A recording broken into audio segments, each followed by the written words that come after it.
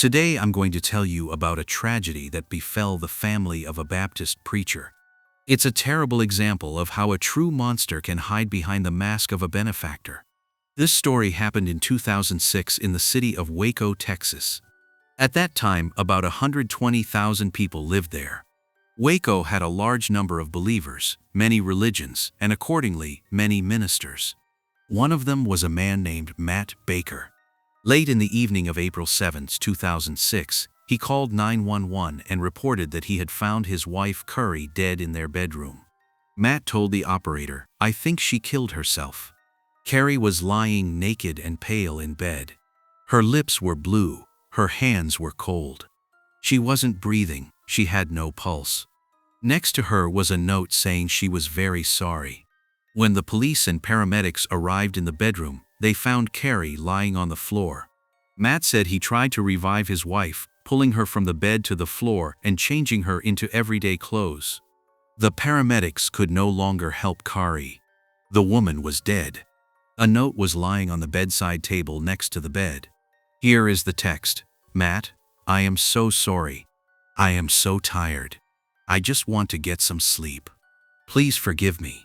Tell Katie and Grace I love them very much. Tell my mom and dad I love them too. I love you, Matt. Forgive me for what has happened these past few weeks. I want to hug Cassidy.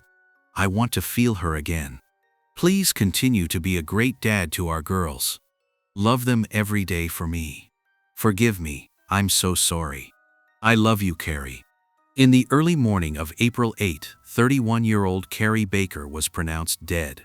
Next to the letter, sleeping pills and open bottles of alcohol lay on the bedside table. The police had no doubt. The woman had voluntarily taken her own life. Matt and Kari met in 1994. They were studying at the same university. Matt was 7 years older than Kari. 3 months after they met, the young man proposed to her. Kari's parents were confused. Why would she marry so soon a man she had only known for a few months? Kari replied, "Matt will soon become a priest. What else do you need to know about him? Isn't this information enough?"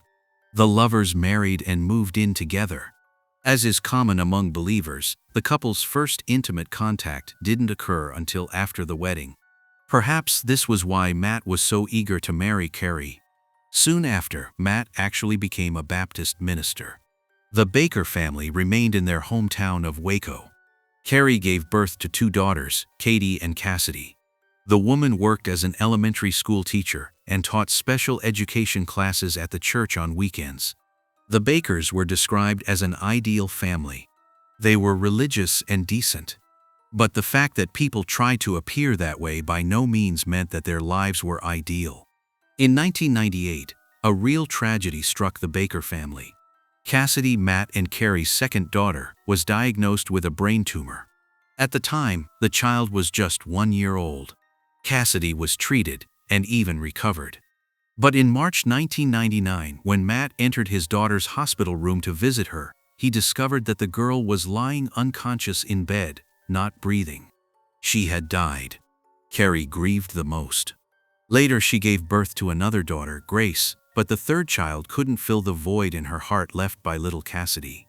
Kari regularly visited a psychotherapist who tried to help her overcome this terrible loss.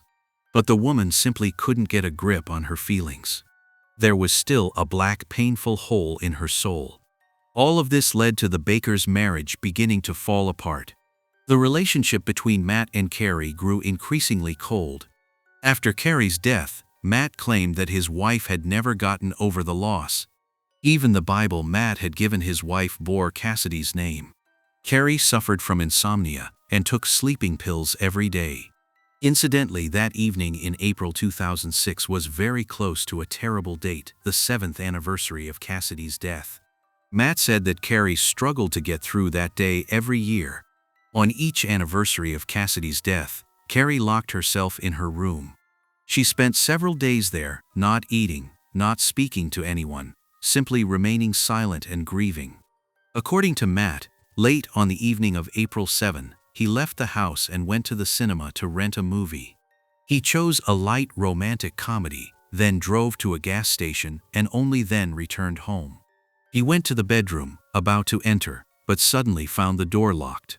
Matt knocked, but there was no answer. Then he took a screwdriver, opened the lock, and saw Kari lying naked and unconscious on the bed. He saw the suicide note and immediately called 911. Kari's family, her mother, father, and sisters, couldn't believe she had taken her own life voluntarily. The suicide note had been typed on a computer and printed out. It was unsigned. Matt told everyone that Kari was suffering greatly from her grief and that it was only a matter of time. Sooner or later, she would have done something irreversible to herself anyway. Kari's family couldn't understand how she could abandon her beloved daughters and let her students down, as she loved her work at the elementary school, which gave her great joy and comfort. Besides, Kari was due to start a new job in a few months. She was waiting for one to open. Sadly, the woman died. No investigation was conducted. The police only briefly looked at the Baker family's bedroom, took a few photos, and left. Kari's relatives often met to discuss the tragedy. They talked for hours, reminiscing about Kari and Matt's lives. One day, the family discovered something strange. Before their daughter's death, her parents had added Kari and Matt's phone numbers to their phone plan and regularly paid their phone bills. This was a form of financial support. At the end of the month, they received bills, and the parents saw how many calls and messages Kari and Matt had made. After her death, her mother and father noticed that Matt often called Kari's number. Within 2 weeks, he made about 12 calls a day. Perhaps he simply missed his wife and wanted to hear her answering machine. That would have been a perfectly normal explanation, but it was far from the truth. One day, Kari's parents came to visit Matt with their grandchildren. Mother and father immediately noticed that all the photos of Kari had been removed. Matt was in excellent spirits, even though he had just lost his wife of 12 years. He seemed enthusiastic and full of life. When the parents asked for the phone, he didn't hide the fact that Kari's number was now being used by another woman, a member of his Baptist church. Her name was Vanessa Bowles. The woman was 8 years younger than Matt. She had recently been divorced and was raising her daughter alone. Matt and Vanessa met at church and became friends. When Kari's parents did their own research, they learned something frightening about Matt's past. It turned out that when Matt was still a university student, several girls had complained about him and accused him of sexual assault. When Matt graduated from university and became a priest, 2 parishioners also complained about him, one of whom was a minor. After 2 more complaints, Matt had to transfer to another church. It is known that Kari always supported and defended her husband and believed that Matt was being slandered. Over the years, however, the woman began to doubt her husband and his honesty. Matt and Kari's marriage did indeed fall apart, but not because of Cassidy's death, but because Kari began to suspect that her husband had a mistress. She even told her psychotherapist. She believed she was in a hopeless situation. After the tragedy, Matt recovered fairly quickly and began appearing frequently in Vanessa's company. They told everyone that they were only friends, but this wasn't true. Kari's parents suspected that Matt had something to do with their daughter's death. Mother and father filed a lawsuit in civil court, accusing Matt of wrongful death.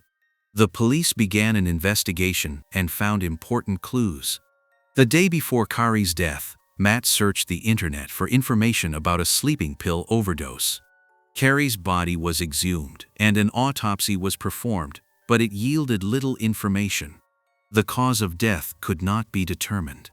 The only thing that was discovered was that Kari's lungs were clear, meaning she hadn't choked on vomit or any liquid. The parents hired a private investigator and obtained a second report stating that bruises had been found around Kari's mouth. She may have been given a sleeping pill and then her mouth was covered. Matt Baker continued to deny his guilt, claiming his wife had taken her own life voluntarily. He said that after Kari's death, he began a relationship with Vanessa, which everyone immediately disliked. Her relatives were upset and went to court. The police summoned Vanessa Bowles for questioning to learn more about her relationship with the pastor. The investigator asked, "Have you ever had a romantic relationship with Matt Baker?" Vanessa replied, "No, excuse me, I don't mind talking to you, but you're taking up my time, and I have a very busy schedule." During the initial interview, Vanessa said virtually nothing, but the investigation continued. She realized it was a serious matter and, after several months, finally agreed to cooperate with the police. Vanessa met Matt at church before Kari's death. At first, Matt just watched her from a distance and smiled strangely. One day he approached her and said, "Don't meet other men, just meet with your pastor." Matt smiled. Vanessa laughed back and said, "Yeah, sure." She thought it was a joke. Soon after, an event was taking place at the church where the congregants were just relaxing and chatting. Matt greeted Vanessa, invited her to a secluded spot with him, and asked her if she really wanted to meet him. The man also admitted that he didn't have any sexually transmitted diseases.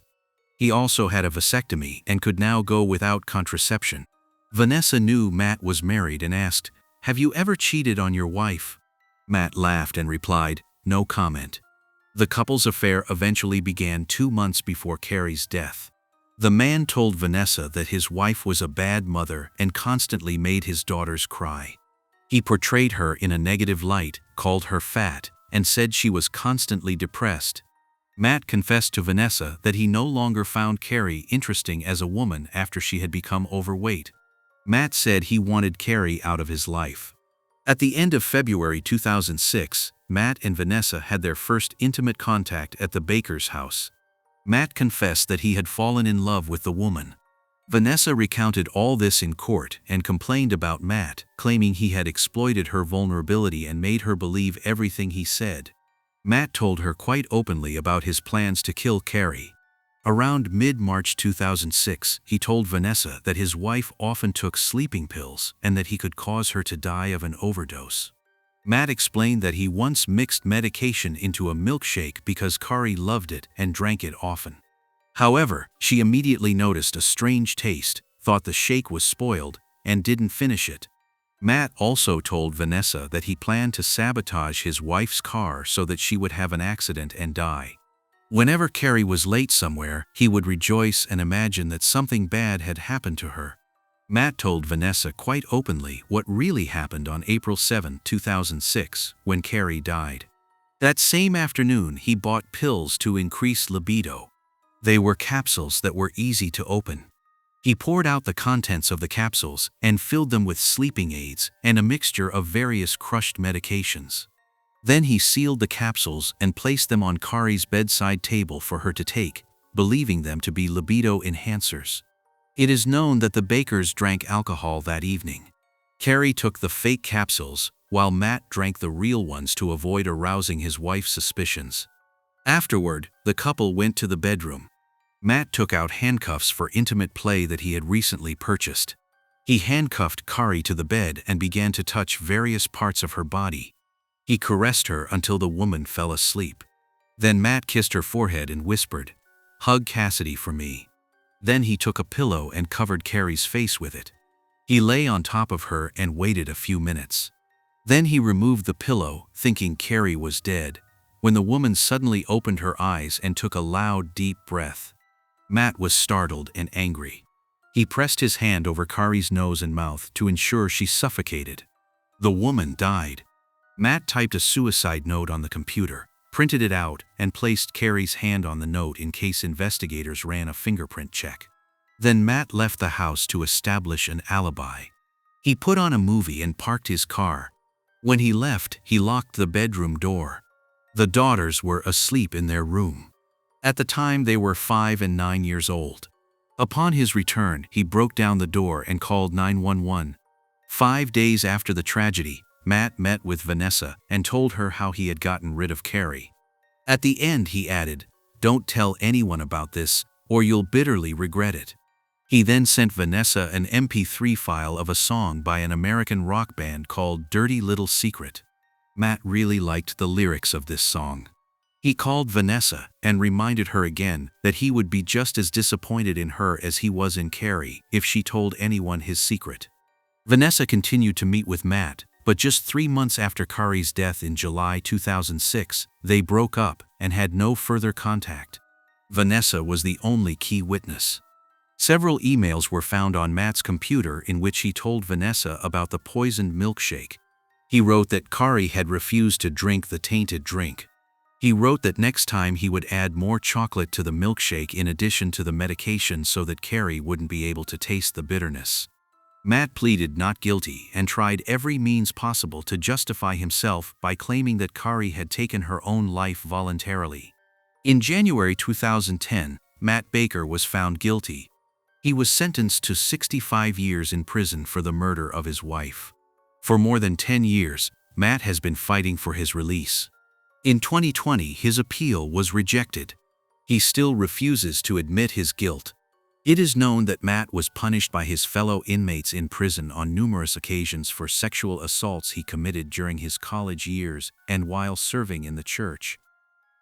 Thanks for watching, and take care.